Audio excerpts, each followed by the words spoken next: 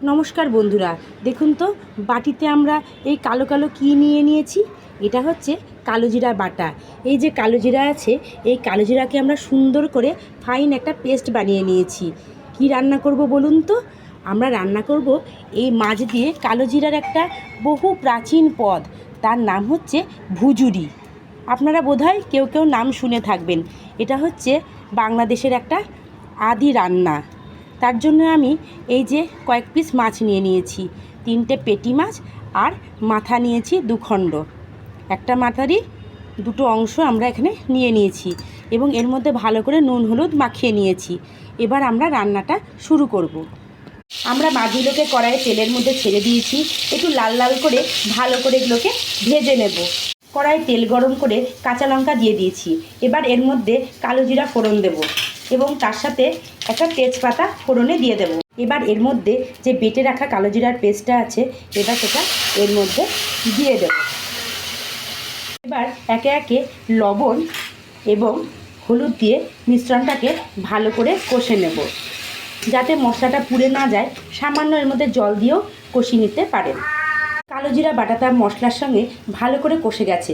এবার এর মধ্যে আমরা জল দিয়ে দিব, দিয়ে সামান্য একটু ফুটিয়ে নেব। এরপরে এই যে ভেজে রাখা মাছগুলো আছে, এগুলো এর মধ্যে দিয়ে দেব। দিয়ে ভালো করে নাড়াচাড়া দিয়ে আমরা ঢেকে দেব, যাতে মাছগুলো ভালো করে সেদ্ধ হয়ে যায়। দেখুন ঝোলটা অনেকটা শুকিয়ে গেছে এবং এটা মাখা মাখাই হবে।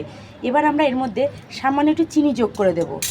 চিনি যোগ করে ভালো করে নেড়ে চেড়ে নেব এবং তারপরে এটাকে 1 চামচ মতো সর্ষে তেল এর মধ্যে দিয়ে ভালো করে নাড়াচাড়া করে ঢাকা দিয়ে রেখে দিতে হবে।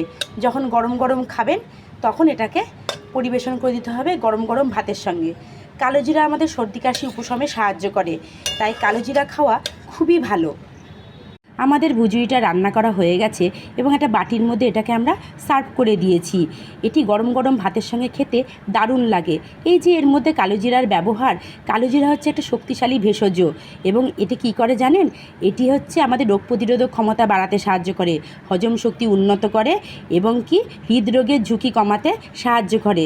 এছাড়াও ত্বক এবং চুলের স্বাস্থ্য ভালো রাখতে সাহায্য করে এবং মানসিক চাপ কমায় এবং আমাদের সর্দি কাশি দূর করতে সাহায্য করে। আপনারাও চটপট বানিয়ে ফেলুন এই ভুজুরি। এটা বহু প্রাচীন রান্না। কেমন লাগলো কমেন্ট করে জানাবেন।